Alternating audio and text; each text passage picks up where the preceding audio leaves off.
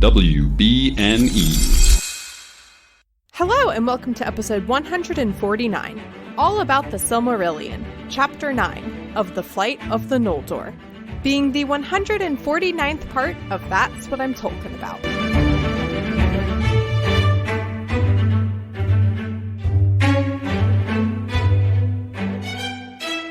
Hello, my name is Mary Clay. If that's too complicated for you, just call me MC. I've been experiencing the world of J.R.R. Tolkien for the first time, and right now I'm reading the Silmarillion, so you don't have to. And this is our first two-parter episode of the Silmarillion. That's right, there was just too much drama in chapter 9 to make it one episode. So last week we kind of dove into Melkor, now known as Morgoth, and Ungoliant, and saw what they did in the aftermath of the darkening of Valinor. And this week, we will go into the dramatics of Feanor, because as dramatic as he's been so far, but wait, there's more. Moving back to the Feanor side of the story, Morgoth is kind of building himself up, and he is in Angband, and he is growing more of those orcs and balrogs. He's made the crown. I love this. It says his hatred devoured him. So that's where Morgoth is. And then back to Valinor, where Feanor starts some things. So he's of course very angry and grieving too. So he kind of bursts into Tyrion, on reminder, the hill, the mountain or whatever where they live is called Tuna. Mm-hmm. So he bursts into the city and kind of makes a speech, and he kind of is he's like stepping up as the next leader, as if, naturally it's assumed, Finwë is killed now. His eldest son is stepping up as the next king. But also he was exiled. So like, what do we do about that? And not everyone likes Feanor. So that's kind of, iffy politics going on in the background, underlying there of like, who is their rightful leader now? Well, remember one of the lies that Morgoth, that Melkor told in Valinor was that Fingolfin wanted to take over, and so Feanor is naturally fearful of that because he's already had that thought been kind of placed into his head. If Fingolfin does too much to try to oppose him, then he's making Melkor's lies true. But then if Feanor grabs power, then he's also in the wrong, and that's of course what he does. It's naturally assumed that as the oldest son that he will inherit the kingship, and Fingolfin doesn't oppose him really. But we should go on with the story because it's interesting what happens. But So Feanor gets up and gives this big speech about what they should do in the Valar and everything. And it says, "Fierce and fell were his words, and filled with anger and pride. And hearing them, the Noldor were stirred to madness." So, I'm just, that just seems so reminiscent of a lot of world leaders, whether they are bad or good. A lot of world leaders have that same quality about them whenever they get up and are, doing public speaking or giving speeches, of having this very like powerful, emphatic, charismatic quality about them that kind of enamor crowds and move them and stir them to action again, whether that is, to a negative or a positive outcome. But a lot of those, leaders and everything are two sides of the same coin when it comes to this, of like being able to stir people to do something. There was So on my Silmarillion series on my channel, one thing that I do is when I include excerpts, I often, when there's dialogue, I will invite people to come on and do voice acting of the dialogue and portray certain characters. So there was somebody that actually sent me an email, and I haven't actually used him on anything so far, but he sent me an email of a video that he had made himself where he's doing the speech of Feanor in the style of Adolf Hitler. So, Wow. but it works. It kind of works. Like, it's weird, but it yeah. works. So the thing is that I didn't want to bring him up. But he is who I was thinking of, No, I know you are. because that is how he came to power. Is he had that very charismatic, emphatic power of speech within him, that when he spoke, he was a very good public speaker, and that is how he got people a lot. I mean, same with the Noldor were stirred to madness is kind of is very similar to what happened there. And of course, I don't mean to at all downplay any of the atrocities that Hitler committed and caused and led by comparing it to, a work of fiction. No. But just that quality that is described here of Feanor having over the crowd and speaking to the crowd is very realistic to a lot of other political leaders. No, it is. It's very human what happens here. It's political. You're right to bring politics into it, I think, as a concept at least, and to think about history here, because it is very human what's happening with the elves here. Yeah. So, so he says the Valar brought us here for their own selfish reasons. They mean to hold us back from, achieving more and being great, and remember where we were living. Wasn't that great? Let's go back there. So, they're all they're like, okay, yeah, that sounds pretty good. So they believe him, and again it says, for he echoed the lies of Melkor. Again, just this idea that he doesn't even I guess he doesn't even realize or remember what Melkor told him, or realize what he is doing, that he is perpetuating everything that Melkor told him about why the Valar brought them and everything. But it's coming true. One important detail here as well is that he also tells them about men. So the narrator tells us that that the Valar had cozened them, meaning the Noldor, and would hold them captive so that men might rule in Middle-earth. Many of the Eldar heard then for the first time of the aftercomers being the second-born, the men. Yeah. So they didn't know about that, but Feanor had learnt that from Melkor.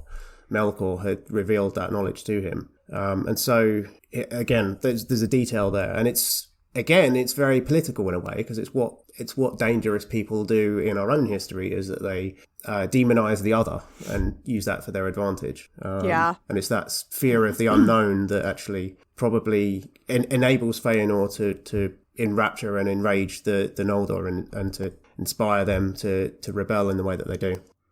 Absolutely, yeah. They start banding together, and then it goes into a whole paragraph of going in and being like, okay, and these sons, Maedhros, Maglor, and Celegorm, Curufin, and Caranthir, and Emrod, and Emros, were all on this person's side, and then Fingolfin and Turgon, who is Fingolfin's son, I think, were against Feanor, but they also don't want to be against. So anyway, that's right, yeah. It's a whole paragraph of going into a lot of the different, sons and cousins. Yeah, it's Galadriel's mentioned here, and being like, so they're on the side of leaving, but they also don't want to go against their kin and start anymore. But then this son was good friends with this cousin, and he doesn't want to go again. And so I was just getting so confused. So yeah, it's a little bit of a word salad of names at this point when you don't know who any of these people are yet. Yes. And long story short, I just came to the conclusion that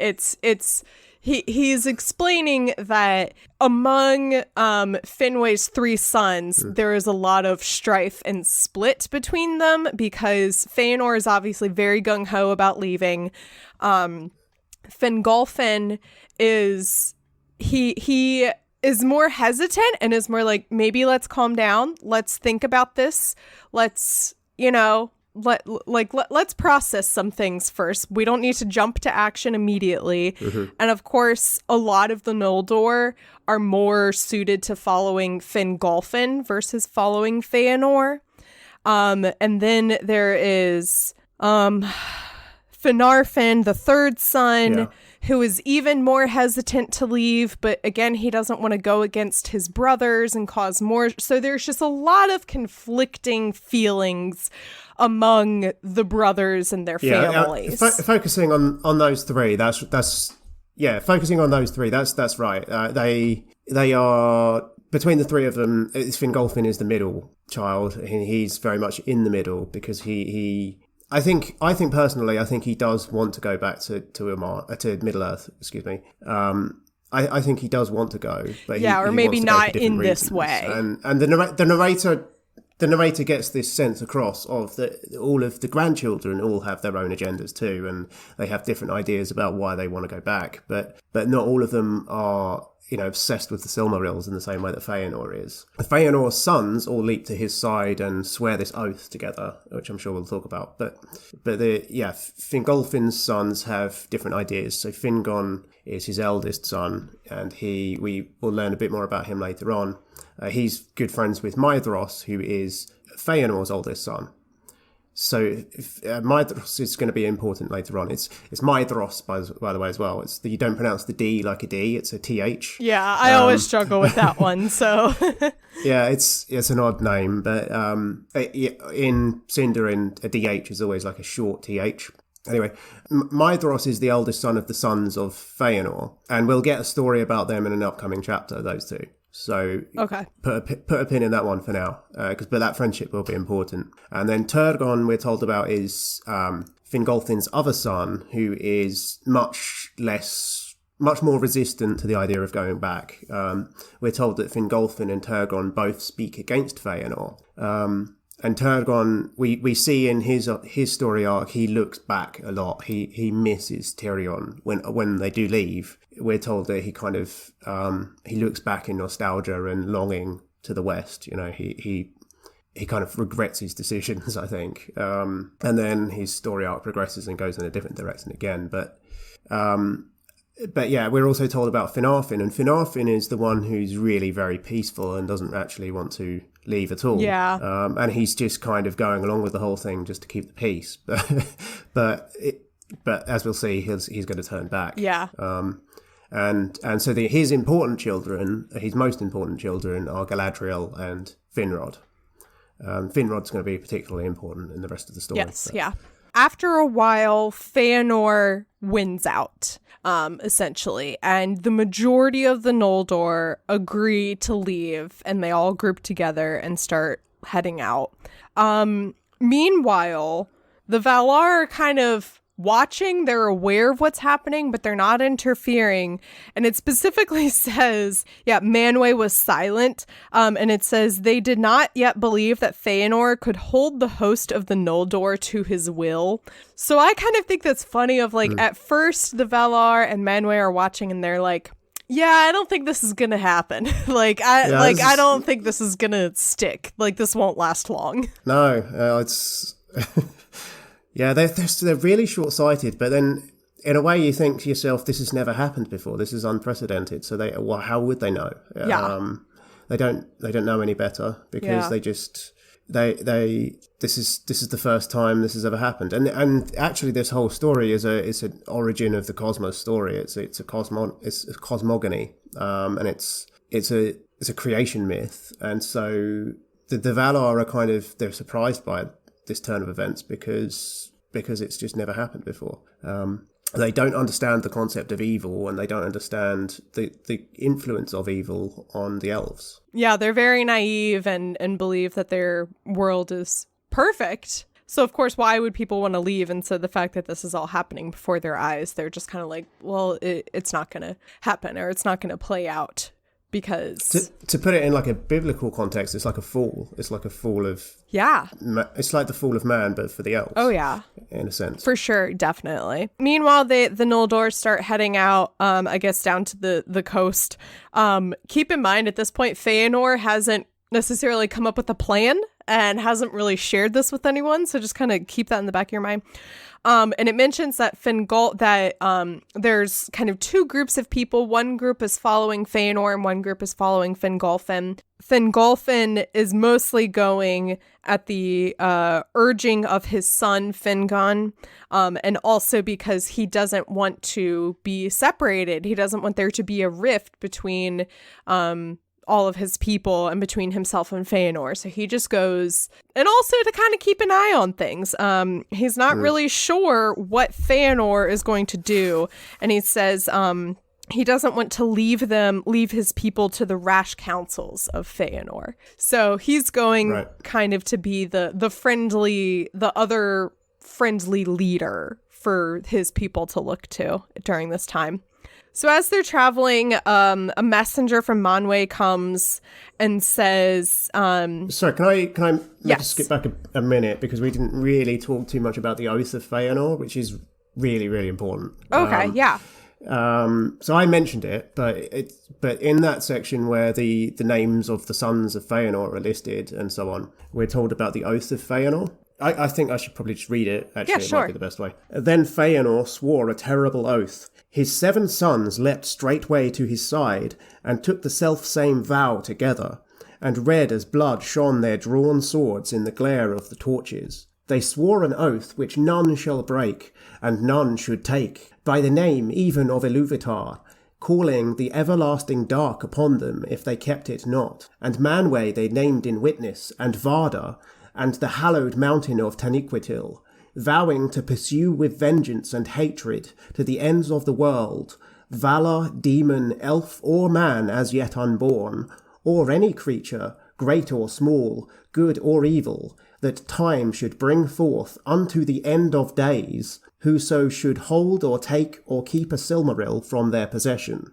So that's a really important thing to understand, because that oath is binding. If one makes an oath in Middle Earth, it has a way of coming back and biting you in the arse. You know, think about the oath breakers in the Lord of the Rings here. Isildur cursed the men of the mountain because they refused to take up arms against Sauron in the War of the Last Alliance, and you know we see that in the movies as well. And so that oath is binding. They made an oath to fight for him, and he cursed them to linger there. And this is the same sort of thing happening here with the Sons of Feanor as that. So this is what's going to drive them for the rest of the story. So it's important to understand. And it's also going to come up in the conclusion to this chapter when we talk about Mandos, which is going to be cool. So yeah, it binds them. They are bound to their oath. Magically, if you want to put it that way.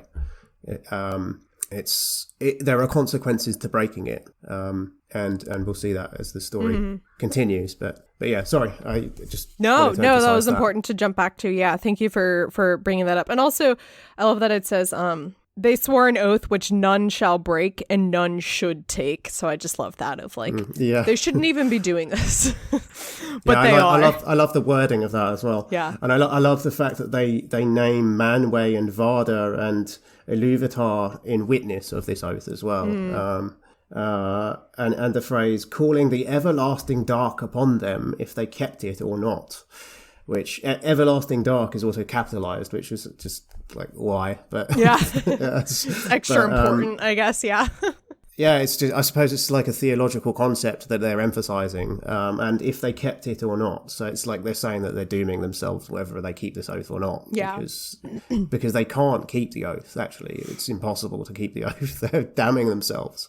Yeah. And we're going to see how they're going to suffer for it for the rest of their lives.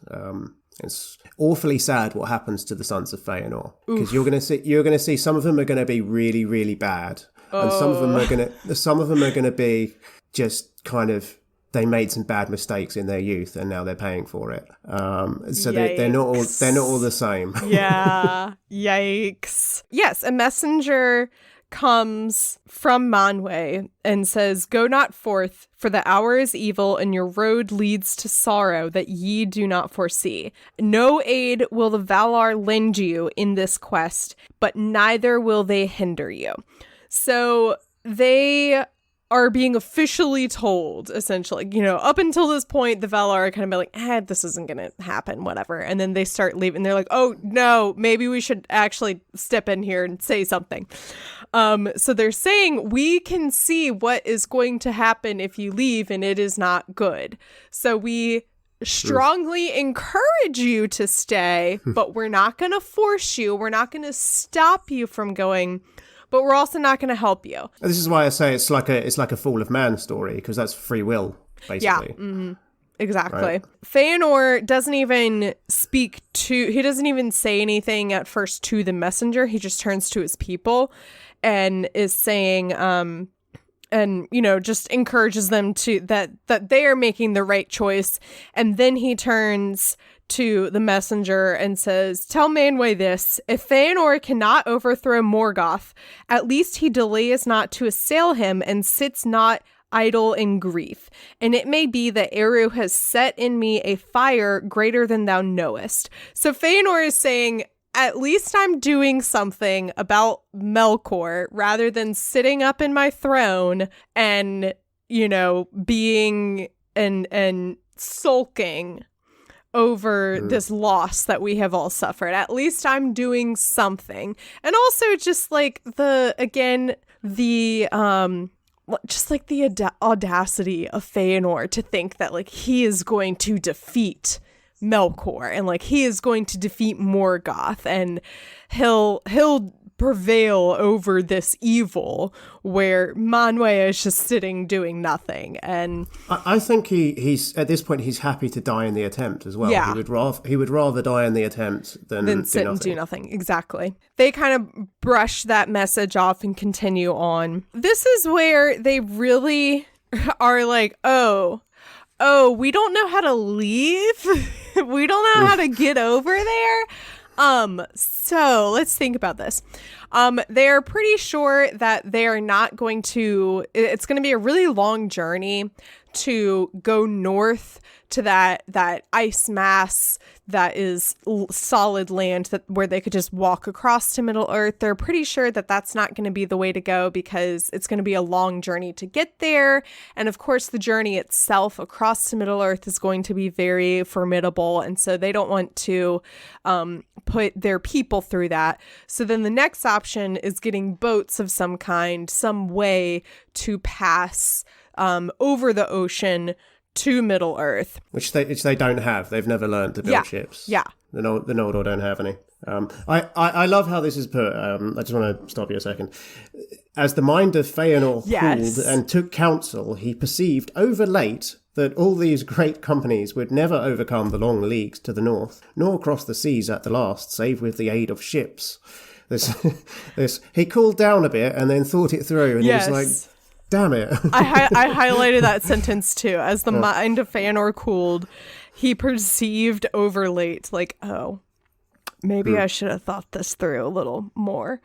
So they go to hit up their friends, the Teleri, and they go to their island. They're like, hey, you want to join us on this fun little journey? Also, you can drive us there. And they are very much like, no, we're pretty good here. Even though, this darkness thing has happened, we're pretty happy here. We like the Valar. We don't have any beef with anyone. Like, we're good. We're happy. Then they're like, okay, so do you think you could let us borrow your boats? And they say no, because they're like, our boats are to us as your gems and the Silmarils essentially are to you, that these are things that we have worked hard on and put our hearts and souls into creating. And we were given this knowledge and taught this craft, especially by, what's his name? Olmo. Olmo. Yeah. So no, we're not just going to pass this on to you.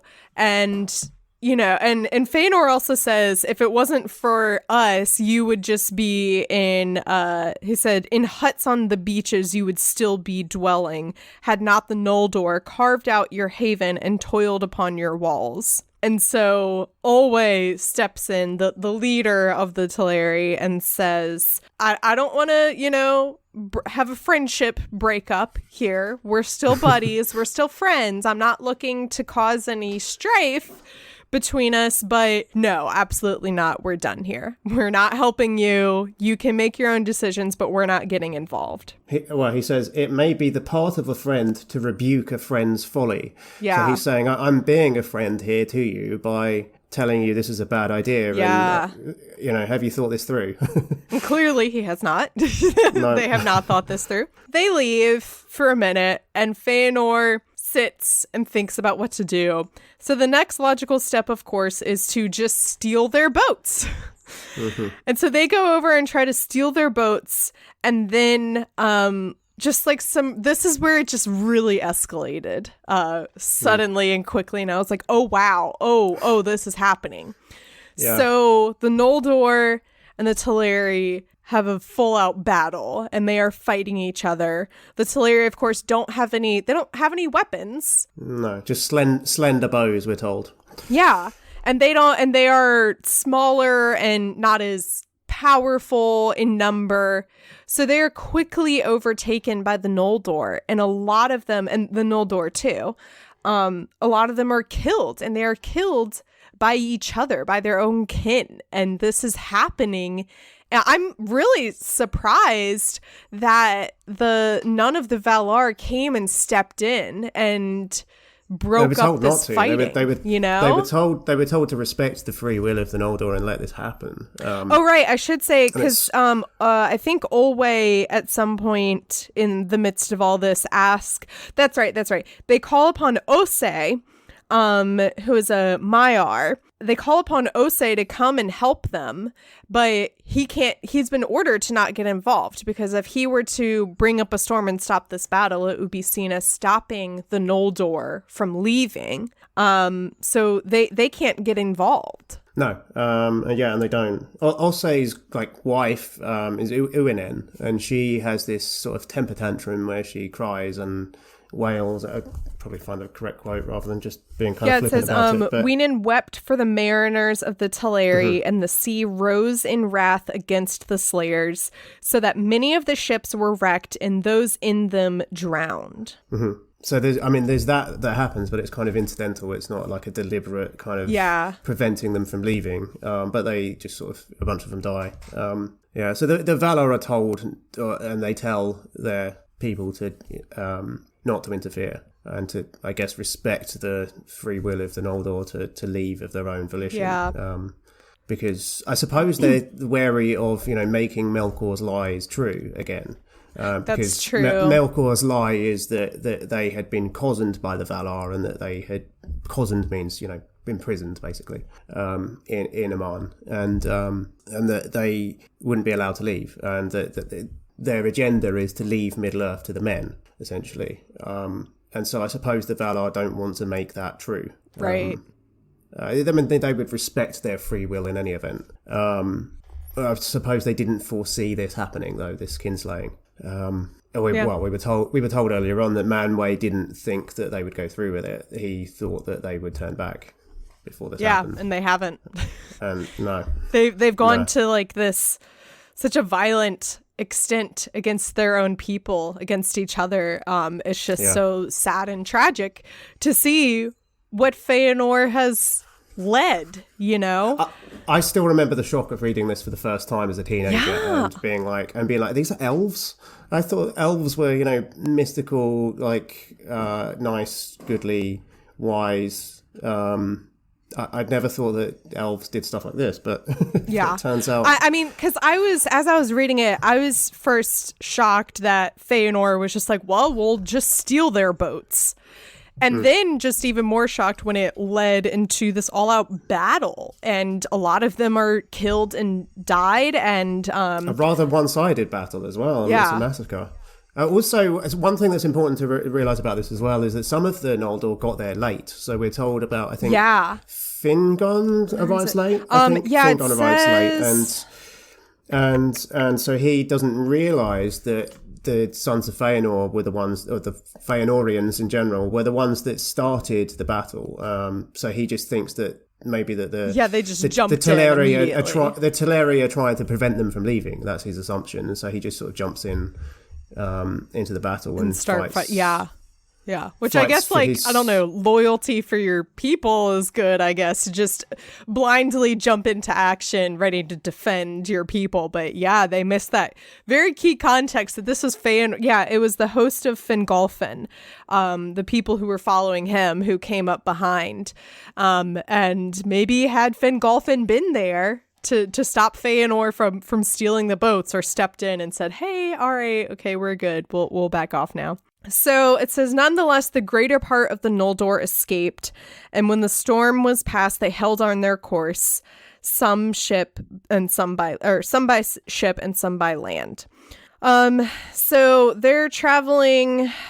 I guess they're traveling in the direction of Middle Earth now.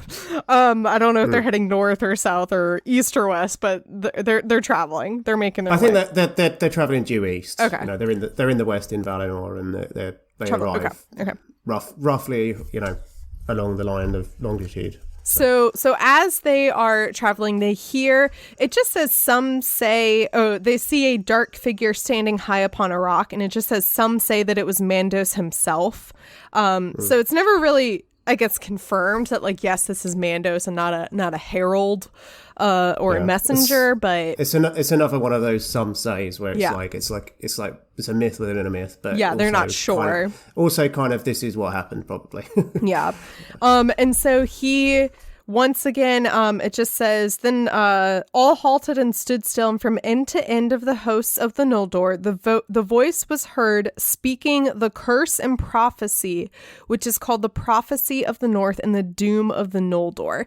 And so he shares just once again that, hey, your future is not looking too good right now. Like, some bad things are coming down the road for you.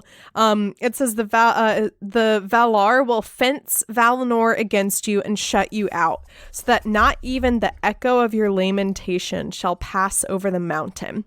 On the house of Feanor, the wrath of the Valar lieth. So he's specifically saying, Feanor, this is your fault. Like, if you decide to move forward, very Shakespearean, a curse, what is it, a plague upon your houses, on the house of Feanor, the wrath of the Valar shall lie. Also admonishing them for spilling the blood of your kindred unrighteously and have stained the land of Aman.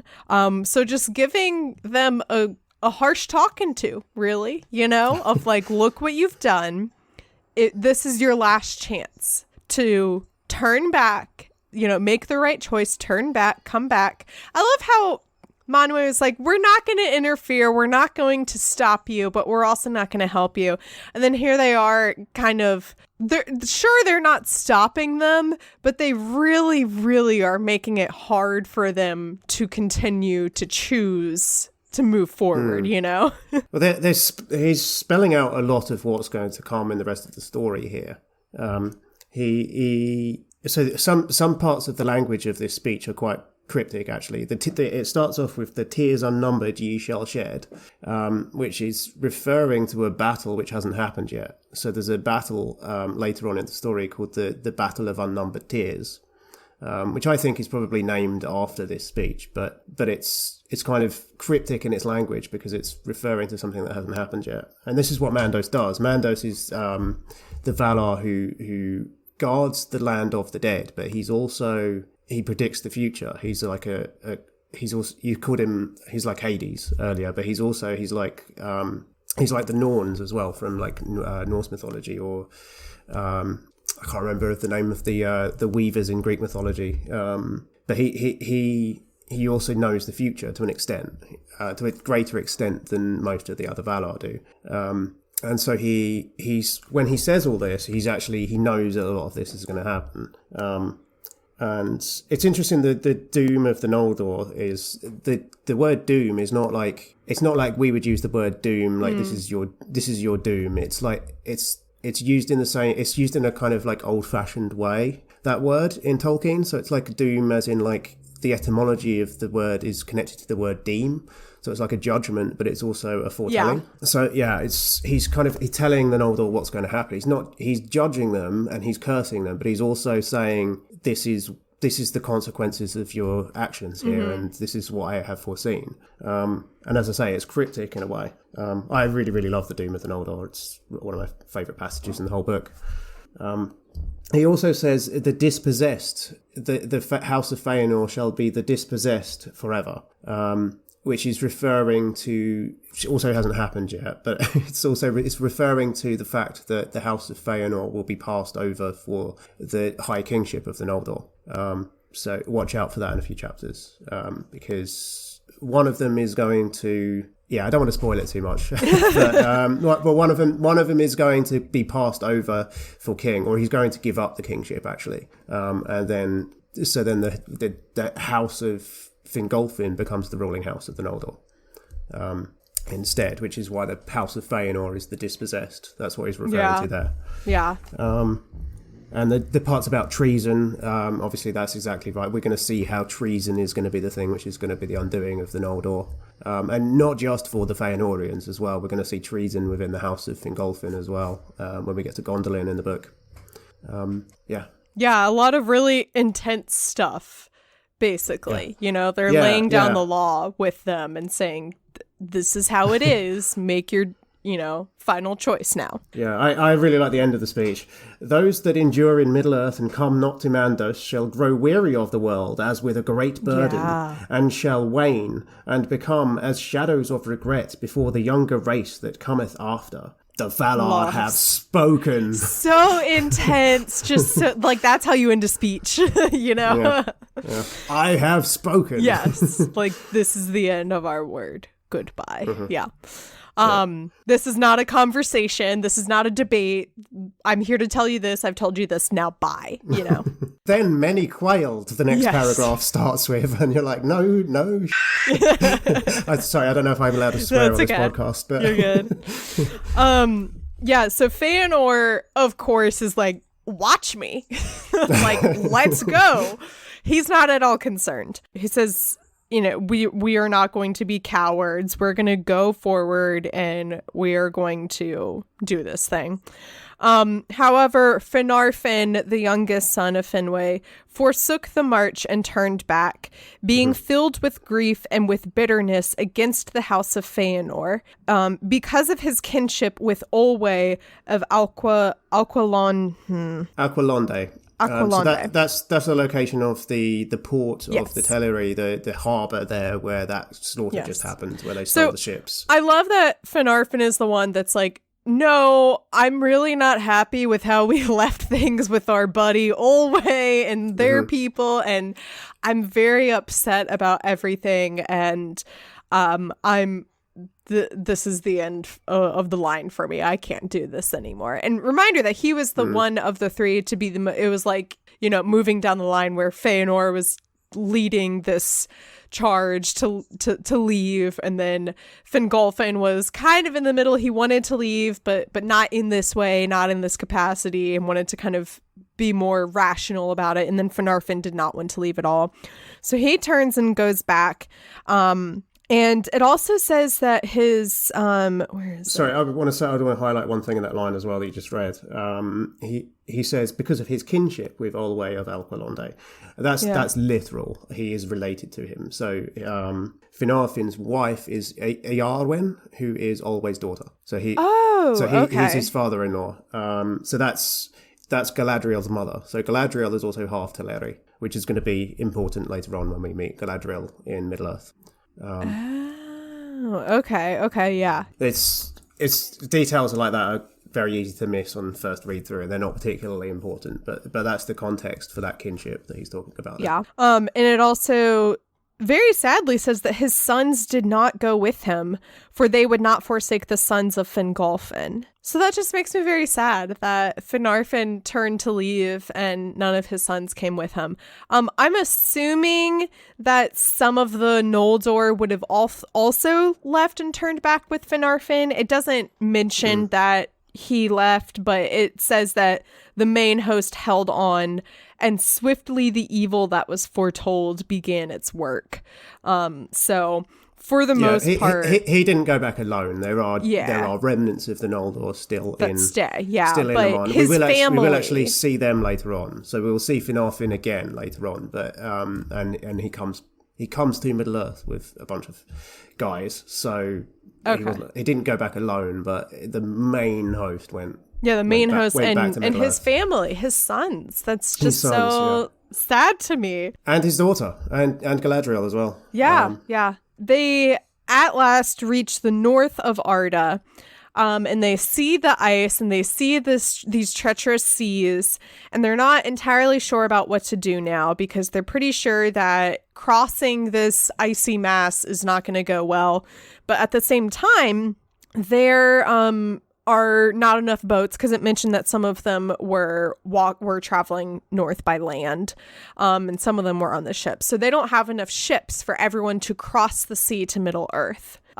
So they're kind of debating about what to do, and they're saying, well, how about some of us go, and then we'll come back for the rest of the people, and we'll take these in turns. But no one is really into that idea. It says, already the fear of treachery was awake among the Noldor. I highlighted the next line that comes immediately after that, but I'll pause there for a second. But yeah, so they are very much like, I don't know that I trust y'all to come back for those of us who are left behind. I don't think I trust you to send a group ahead. And so the fact that it says already the fear of treachery was awake. So they are already losing trust within their own people. Now, remember, that's what Mandos predicted as well. Yeah. The treason and the fear of treason, shall this come to pass? And then proving that treachery true. This is where I was shocked even more.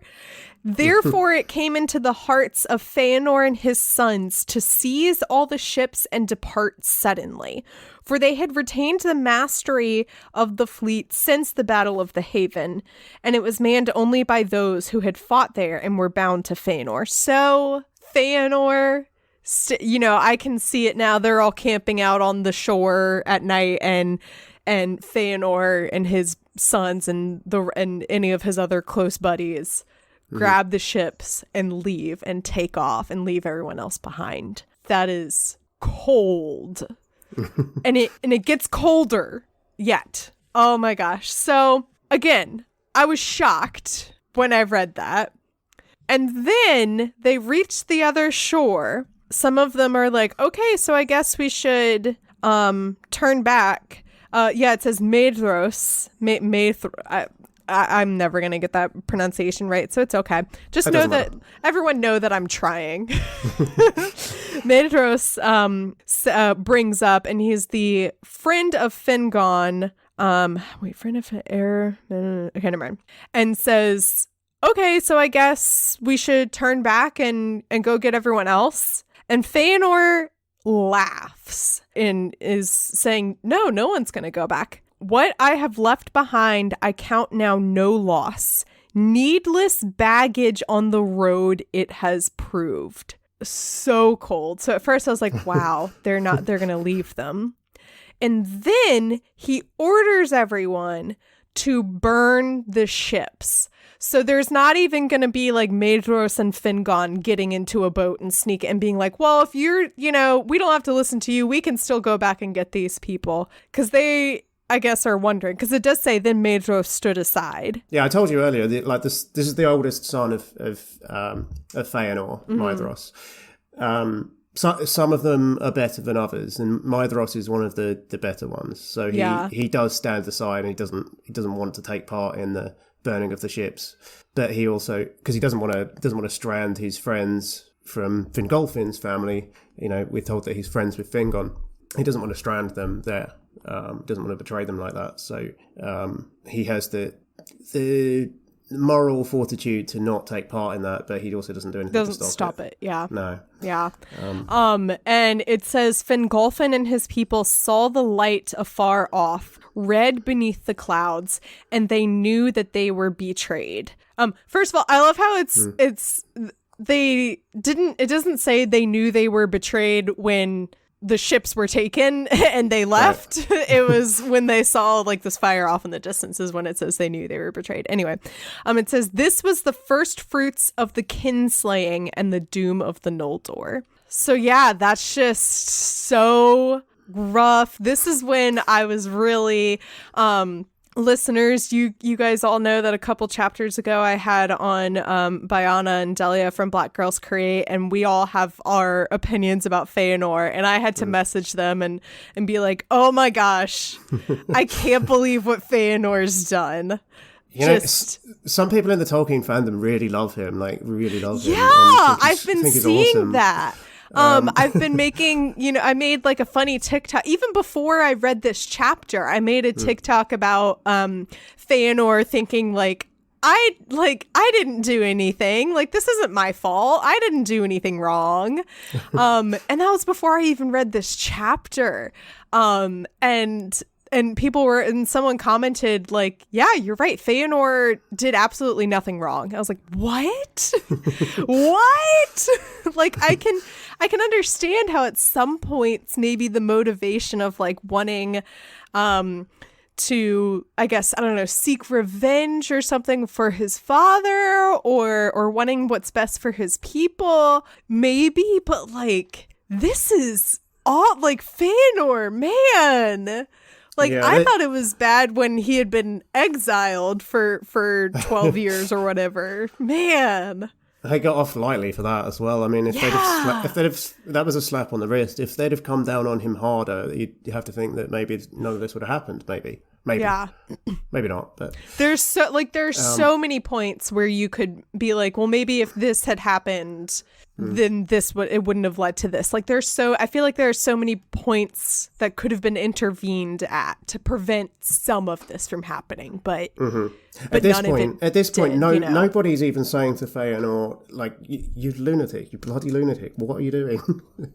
Yeah, they're all on his side still. Yeah, I mean, Maedhros, I think, sees it. I think maybe he's having the first seeds of doubt here because he stands aside and doesn't take part in the burning. But he's already sworn that oath, and he's already stepped foot on Middle-earth. He's already rebelled against the Valar, so things have gone too far already. We're told that Feanor laughed as one Fey, which is one of Tolkien's favourite words that he uses quite a lot, which means it has quite a specific meaning, the Fey word, F-E-Y.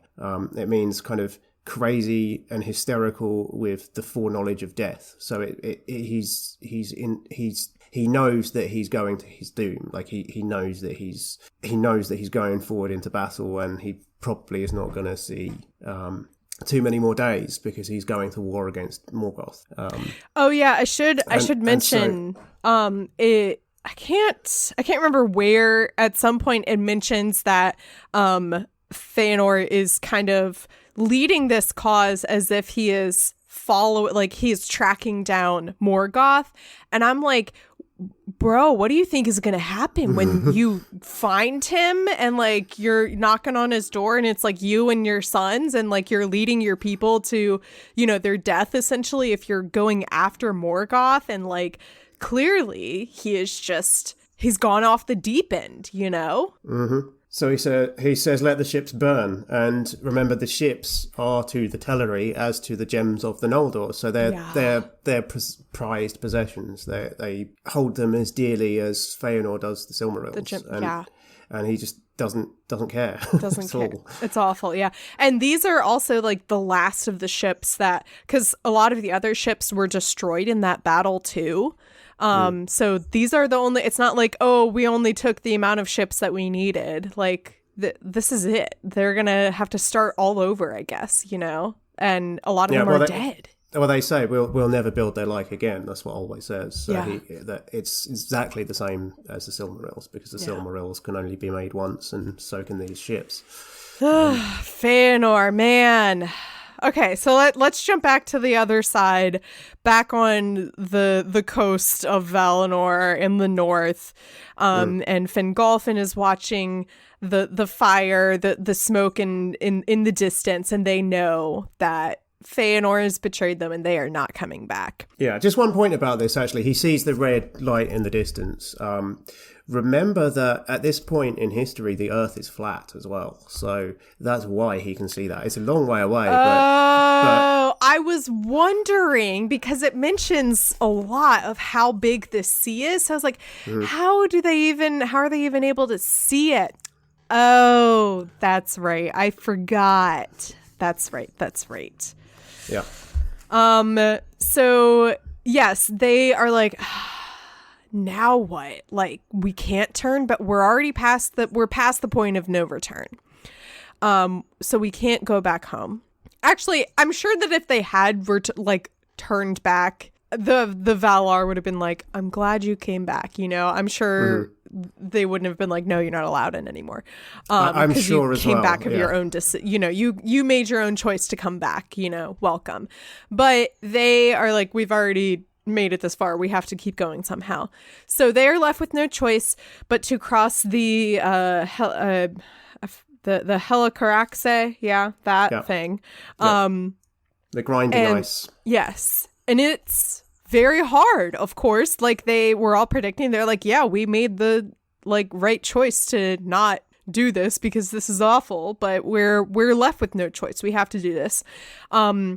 It says, few of the deeds of the Noldor thereafter surpassed that desperate crossing in hardihood or woe. And it says Turgon's wife, who I didn't even know he had a wife, but she dies. No, she's not been mentioned. That makes me so sad that the first mention of his wife is when she is being killed. At least I don't think she's mentioned before this. Obviously she's not an important character. Says Ellen Way, the wife of Turgon, was lost. So, and many others also perished. She's interesting fact about her. She's one of the Vanyar. So she was the only one of the Vanyar who went with the Noldor. So that's one of the other 3 tribes of elves. Yeah. Wow. Yeah. Well, it doesn't matter. She's dead now. She's dead now. And it says small love for Feanor, small love for Feanor or his sons had those that marched at last behind him and blew their trumpets in Middle Earth at the first rising of the moon. And that's how the chapter ends, is they make it to the other side, but they're worser for the wear. A lot of them have died. Yeah, a lot of them have died. And needless to say, they are not happy with Feanor or his sons. No, not at all. They will, obviously, the 2 hosts will kind of meet up again in Middle-earth, and we'll see that, and we'll see what happens. But you've got to imagine at this point, Fingolfin has got to be hopping mad. He's the calm one, but you've got to imagine he's pretty angry at this point. I don't want to spoil what happens. I don't know how much to say about it. Yeah, I think needless to say, a lot of drama is going to continue to go down. Yeah, what a family. What a family. Yeah, it's sure. Yeah, I don't know about you. It makes me have a better appreciation for my family. So I don't know. I mean, it makes me relate to elves in ways that I never would have from the Lord of the Rings, actually. It is, I will say, it is kind of coming from Lord of the Rings, where you look at the elves as these high beings, these beautiful creatures who are elegant and poised and wise. It does kind of at least humanize them in some capacity of oh, good, they're not they did have a lot of drama. It also makes you think about the sorrow that they seem to have in the Lord of the Rings. They seem to have this kind of because they are happy, but they're everything all at once, the elves. And Tolkien tells us in his essays and notes and stuff that the elves actually had perfect recall, so they had this photographic memory where they remembered their entire lives perfectly. And of course, given how long they live, the descendants of Feanor and these sons and Fingolfin and these Noldor are obviously, when you look at it in terms of years, it's years and years later. But when you're I don't remember the exact family tree and everything, but you get to Elrond and there's only a few generations separating him from what happened here, even though it was so many years ago. Elrond is Turgon's grandson. Yeah, exactly. Yeah, so when you put it like that, of they're not that distanced from all of this, that Elrond could theoretically sit at the feet of his grandfather or great grandfather or whoever, and get a first-hand account of what happened, so Anyway, all very intense stuff, a very intense chapter. Like I said, I just continued to be shocked at what was going on. It really kept escalating in terms of like what Feanor was doing and what he was capable of leading others to do. It's an epic chapter. The Silmarillion, like, it has different narrative modes that it goes through, and it goes through these sort of cycles.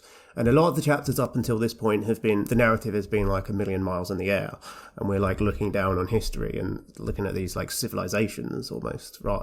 And this is the point at which the drama starts happening, and it starts, it starts happening in chapter 7, and some of the roots for that start coming through there. But then chapter 8, obviously we get the account of the trees being killed by Ungoliant and all that. But this chapter is when we really start getting the characters that we're going to be living with for the next several chapters, the next 15 chapters. Yeah, it's really kicking off now. And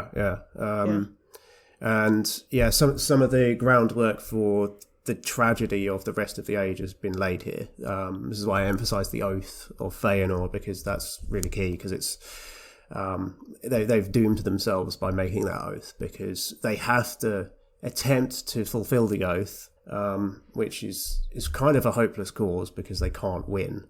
But the consequences for that would be for them to be damned and to linger in Middle Earth forever. And basically, we don't know exactly how they would have ended up if they hadn't have attempted to fulfill their oath. But I put it in the same context as the dead men of Dunharrow and what happened to them. And so they make that oath in just defiance of the Valar, and Feanor persuades them to do it. Later on, Feanor is going to double down on that. He's going to convince them to like recommit to that oath as well. And Mandos warns them that this is going to lead them to a self-destructive path and to generations of misery, and they go through with it anyway. And they choose it. And then everybody else gets swept along with it as part of the course of events, and it's a sad story. The Silmarillion is going to involve a lot of bloodshed and sadness for the rest of the story, the Quenta Silmarillion. Cool, looking forward to it. But it does really like put the whole world into context. You understand things better, and it really does kind of bring the elves from the Lord of the Rings to life again, in a different way. Yeah, cool. Man, it's all a lot. It's a lot of stuff to take in. Well, thank you so much for joining me for this very intense, hefty chapter. Where can people find you on the internet? Oh, it's no problem. It's been a pleasure. So my YouTube channel is the main place to find me. Voice of Geekdom on YouTube. I'm also on Twitter and on Facebook and on Instagram. I don't post a whole lot on the latter on Instagram, but I am active on Twitter and Facebook to an extent. So find me on those platforms. But the main place is the YouTube channel. And listeners, of course, remember there are lots of like visual and other elements that Dan does to go along with the Silmarillion. So if you are interested in diving more into that and adding other aspects to help you take in this story and remember aspects of it as well, definitely look into all of that, and that'll be linked in the episode description. I tried to talk about like the drafting history of the Silmarillion to an extent as well, because I think a lot of people, when they flow into the Silmarillion for the first time, don't necessarily appreciate the fact that this has been published posthumously from a series of drafts, and that Christopher Tolkien was kind of, it sounds flippant to say, but like cobbling together this story based on different versions of the story that his father wrote over the course of his life. Incredible the work that Christopher Tolkien continued to do after his father's death and up until his own death a couple of years ago, I think that was.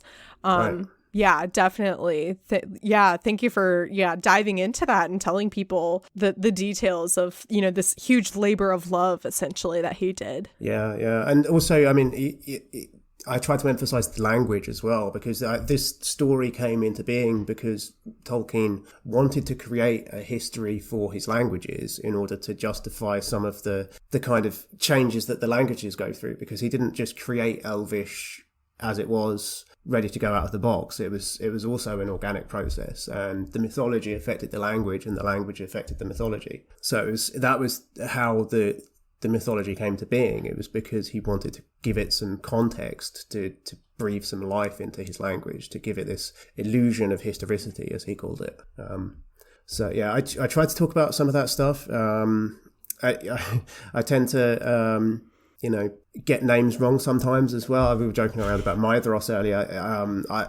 Some of my early videos, I'd never said any of the names aloud, because I never had like Tolkien friends to talk to about this stuff. Because I'm not an academic, I'm just a lifelong fan, and my dad read it to me, and then I quickly exceeded his knowledge of Tolkien, and then I had no one to talk to about it for years, until now. And now you have a lot of people to talk to about it. A lot of friends to talk to about it, and it's become a big part of my life. But I sometimes get some slack from some of my viewers for mispronouncing things as well. So I feel like that's like people who, if you are coming after someone for like the tiniest details of that, like go get a life, like there's more important things to do than argue about, a pronunciation or something. If someone is putting their heart into shit, like look at the details around the name, if that's like the one thing you're gonna fixate on, then like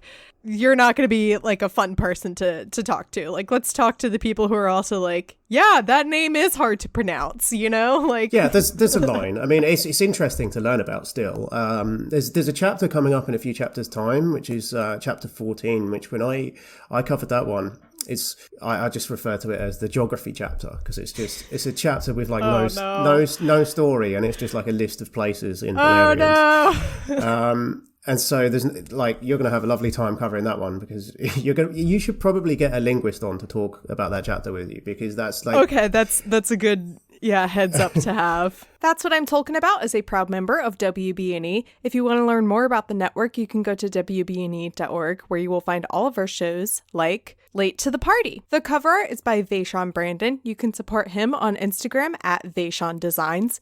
You can get merch for That's What I'm Talking About by going to tpublic.com/user/talkingaboutpod.